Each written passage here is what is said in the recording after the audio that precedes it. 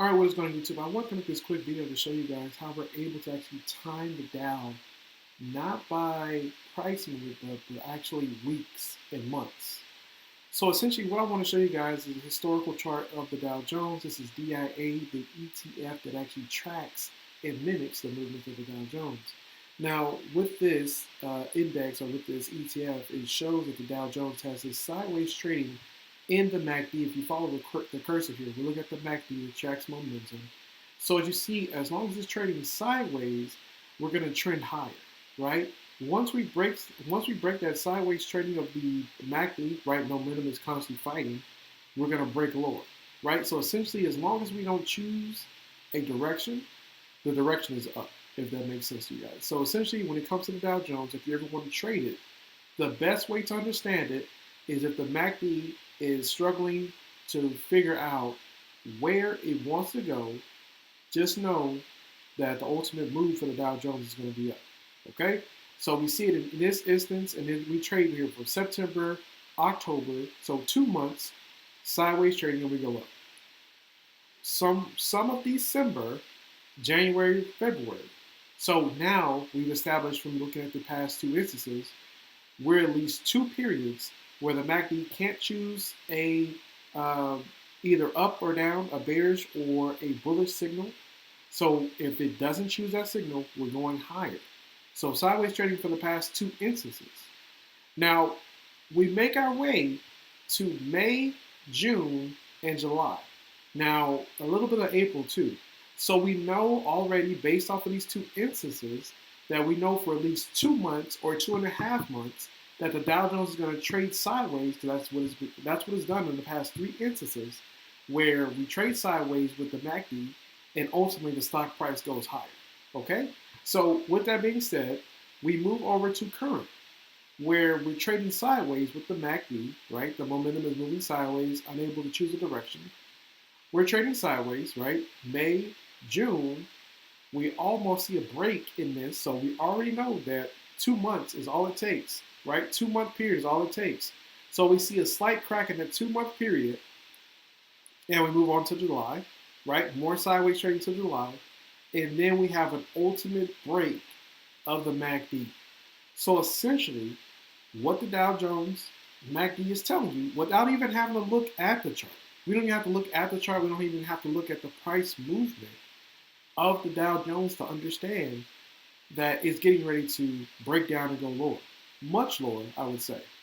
Now, based off the instance right here, we can just go back to the first one, right? Just using the case study from the past two previous times it happened, right? We can go further times in history. This is typically how you become better at looking at charts, right? Don't even focus on the price movement first. Let's make our way to the MACD. The MACD tracks the momentum. It's either going to have a bearish cross or a bearish crossover, or you're going to have a golden cross, right, which is bullish. Bearish crossover, bearish, bullish crossover, golden cross is, a death, or basically, okay, so essentially the MACD, without making it confusing, if you get a push or a crossover to the downside like this, that's a death cross. It's bearish, so it's going to show the stock is going to go, basically going to go down. So each instance, as you see, every time we have a bearish crossover or a death cross, right, we go lower, okay? Death cross, right, what happened here? Go lower. Death cross, what happened here? Go lower, okay? Death cross, what happened here? Lower, okay? So essentially, we've already established that, right? And we already know what the golden cross. Golden cross, higher. Golden cross, higher, okay? So with that being said, now that we've established the boundaries of how we look at it, we know, based off the chart, that the Dow Jones is going to go down because of the past two previous instances where we traded sideways, which goes up. When we choose a direction to actually go lower, the stock is going to break down. So the MACD is not going to trade higher. It's either going to go sideways to signal that the stock is going to go higher, or it's going to trend lower to show that we're going to have a nice move down. Now in this instance, where we have a nice wedge between the MACD right here in this situation and the momentum and the sentiment in the market being extremely bearish, while a lot of people are coming in and buying, thinking they need to buy the dip in the stock market, the Dow Jones is getting ready to go below a level of 511 and we could see it touch and fill gaps right here. So we're in a potential point to where if there's no good news coming in the Dow Jones or coming in those 30 companies to hold up the Dow Jones, we could see a level of 475, 470 to fill this gap very soon. This move could happen, it could take maybe 1 to 2 weeks before we see the Dow Jones back at this level because the moves are going to happen fast. This is a midterm election year where we're going to see, massive downside, bear market type of deal. And if we get to this level of 475, 470, you can kiss the market goodbye because we're going to see a bearish crossover, a death cross in the stock market, which is going to lead to more selling on the downside where we could hit a level of 450 and ultimately, dare I say, a level of 430 on the DIA. So, with that being said, if you think your chart work is different from mine based off of the past 2 instances, and even the 3rd instance, right? We have a breakdown in the MACD, a death cross. And we've already proceeded to go lower, showing institutional selling. We have a wick being shown here, institutional selling coming in. And they're selling at the top before everything kind of breaks down here. So the first level to watch out will be 511. Once we breach 511, the next level I would look out for is 500. We should probably get bounces in between, but 511, 500, 490, and then come back to the level of 485.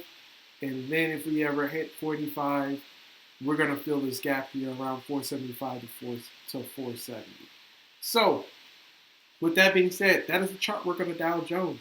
I don't want people to be shocked by the chart work that I'm doing here because we've proven over the past 2 instances, and we can go back even further in the market to show you guys that the MACD is going to show you what's going to play out before it plays out, okay? So if you caught this move, so essentially, if you take a look here, if you caught this move, pay attention to the cursor. If you caught this move right here where the death cross actually happened, right, which was what, from 495 all the way down to 450, that's a $40+ move in the Dow, in the DIA, which translates to a ton of money, right? So we're back in this instance again where we're showing a bearish crossover, a death cross.